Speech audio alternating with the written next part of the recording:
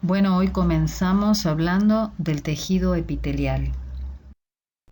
El tejido epitelial es aquel que cubre estructuras corporales, internas como externas. Por ejemplo, la parte interna de los órganos, la piel, las superficies cerosas que recubren algunos órganos como la pleura, el pericardio, el peritoneo. Todo ello está recubierto por tejido epitelial.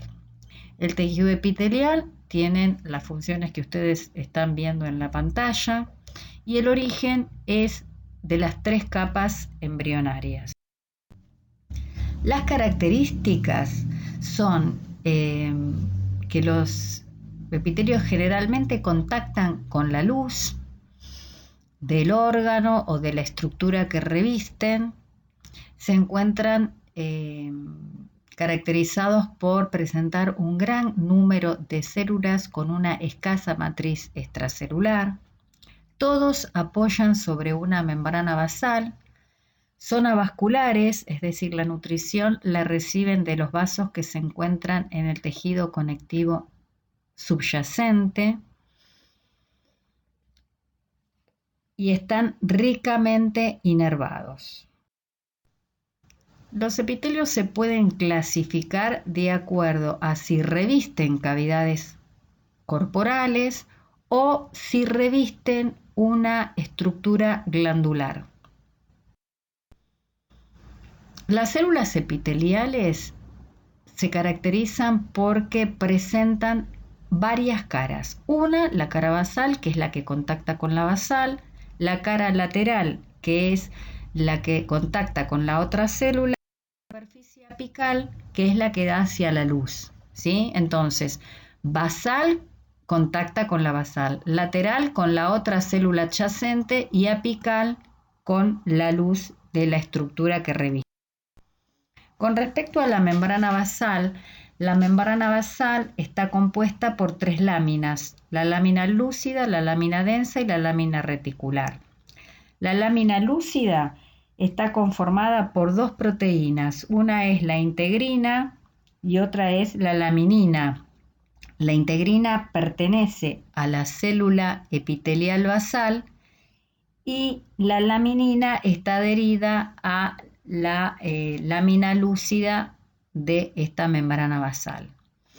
La lámina densa está formada por colágeno tipo 4 y la lámina reticular está formada por colágeno tipo 7, por colágeno tipo 3 y por una placa de anclaje en donde se unen las fibras de colágeno tipo 7 que es de colágeno tipo 4. Dijimos que en la membrana apical era la que daba a la luz del órgano de la superficie revestida por el epitelio y algunas presentan especializaciones en su membrana. Ellos son los cilios en el caso del aparato respiratorio, los flagelos en el caso de los espermatozoides, estereocilios sensitivos, y es el caso del epidídimo, del conducto deferente en el sistema reproductor masculino. También los encontramos en el oído y en la retina. Y las microvellosidades, que son la chapa estriada y el ribete en cepillo, que lo encontramos en la superficie de absorción del intestino delgado y en el sistema urinario.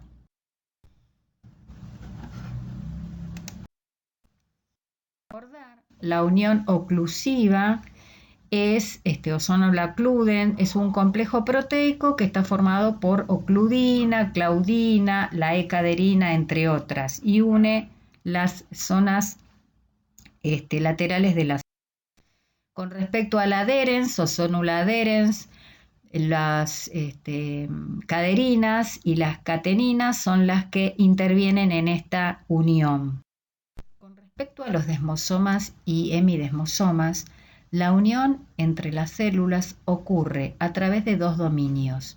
Uno es el dominio externo, que es a través de caderinas, y otro es dominio interno o intracitosólico de ambas células, que es a través de filamentos intermedios. Los filamentos intermedios en las células epiteliales son de queratina.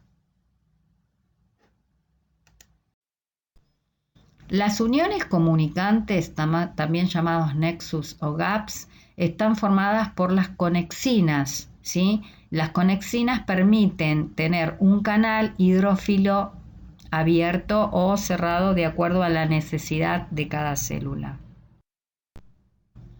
Los epitelios se pueden clasificar de dos formas. Una es de acuerdo al tipo celular, epitelio plano, epitelio cúbico y epitelio cilíndrico, y otro es al número de células que conforma ese epitelio. Y entonces así vamos a tener un epitelio simple o un epitelio estratificado, varias capas, una arriba de otra, y el epitelio pseudoestratificado, en donde todas las células contactan con la membrana basal, pero no todas llegan a la superficie apical.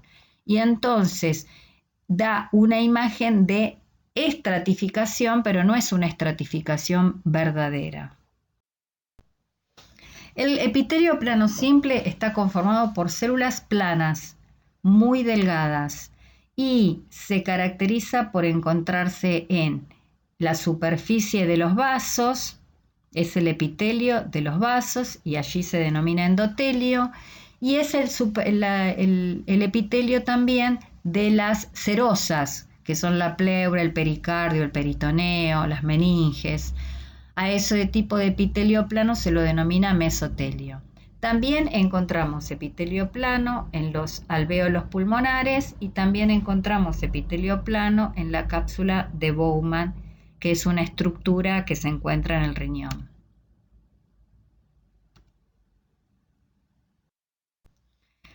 El epitelio cúbico simple lo encontramos en los conductos y también en algunas estructuras glandulares como la tiroides, el ovario. Se caracteriza por presentar, obviamente, una sola capa de células y estas células tienen el mismo alto que ancho y el núcleo suele ser central.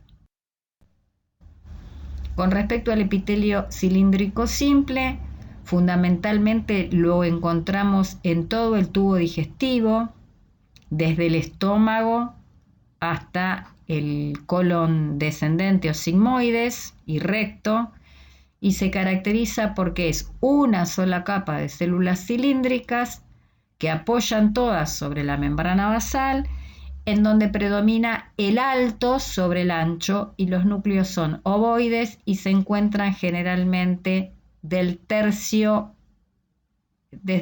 basal. El pseudoestratificado ya les había mencionado que tiene una imagen en donde los núcleos están en distintos niveles y esto se debe, que lo podemos ver en el esquema, que todas las células contactan con la membrana basal, pero no todas llegan a la luz y eso da una imagen de pseudoestratificación. Es el epitelio característico del aparato respiratorio. Con respecto a los epitelios estratificados, el primero que vamos a mencionar es el plano. El plano estratificado se denomina así porque son varias capas en donde la última capa que da a la luz, las células se vuelven aplanadas. Existen dos tipos de epitelio plano estratificado, uno que tiene queratina, cuyo ejemplo característico es la epidermis, y otro que no tiene queratina y el ejemplo es la lengua, el esófago, la vagina, el cuello uterino en su parte exocervical. Con respecto al epitelio cúbico estratificado, en realidad es biestratificado, porque como ustedes pueden ver, está compuesto por dos capas de células cúbicas. Los ejemplos son en los conductos excretores de las glándulas sudoríparas, ¿sí? Y en algunas zonas del conducto anal. El cilíndrico, también biestratificado, encontramos dos capas de epitelio, una arriba de la otra, y lo podemos encontrar en la uretra, en los conductos excretores de la mama, en la parótida y en la próstata.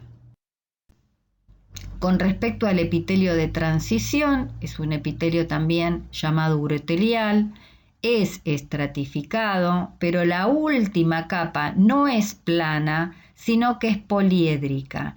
Y esta característica de estos epitelios hacen que el epitelio pueda cambiar su forma. Es el caso, por ejemplo, de los epitelios del aparato urinario, del sistema excretor del aparato urinario, de los cálices hasta la vejiga, que se pueden modificar de acuerdo a la cantidad de orina. La vejiga se puede aplanar y el epitelio se va aplanando de acuerdo a esté llena o vacía. Con respecto al tejido epitelial glandular, ustedes van a ver este esquema en donde se clasifica a las estructuras glandulares de acuerdo a su secreción, al número de células, al producto de secreción, a la forma glandular, al sistema de conductos y al proceso de secreción. Según el lugar de secreción, las glándulas se clasifican en exócrinas o endócrinas. Las glándulas endócrinas son las que tienen su conducto de excreción hacia la luz del órgano o de la estructura donde están presentes. Por ejemplo, hay glándulas en la piel. Las glándulas sudoríparas eliminan sus productos de secreción hacia la piel. En cambio, las glándulas endocrinas son las que eliminan sus productos de secreción al torrente sanguíneo. Y son ejemplos de esto la glándula tiroides, la paratiroides, la suprarrenal, entre otras. Según el proceso de secreción, las glándulas se dividen en holócrinas, merócrinas y apócrinas. Las holócrinas son el ejemplo las glándulas sebáceas, en donde sus productos de secreción, que son lípidos, se van acumulando en la célula hasta que la célula estalla y así se liberan. Con respecto a la merócrina, sus productos de secreción se eliminan a través de exocitosis y la célula, como ustedes ven, queda intacta. En cambio, en la secreción apócrina, que el ejemplo típico es la glándula mamaria, el producto de secreción se elimina con parte de la célula. De acuerdo al sistema de tubos o de conductos y a la forma de la glándula o de la estructura de la unidad glandular, las podemos dividir y clasificar también como estructura tubular simple o compuesta o como estructura alveolar o acinar simple y compuesta. A su vez, pueden ser tubulares, acinares o alveolares.